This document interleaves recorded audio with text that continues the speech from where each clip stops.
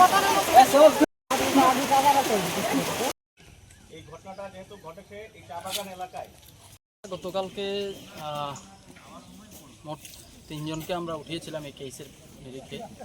আমাদের কাছে কিছু পয়েন্ট আসছিল, তো আমরা ওদেরকে ইন্টারোগেশন করে ওদের মধ্যে থেকে 2 জনকে আমরা কেসে বুক করেছি। তো এই বিষয় নিয়ে এলাকায় মানে চা শ্রমিকদের মধ্যে একটা মিসআন্ডারস্ট্যান্ডিং হয়েছে, চা শ্রমিক ভার্সেস বাগান কর্তৃপক্ষ।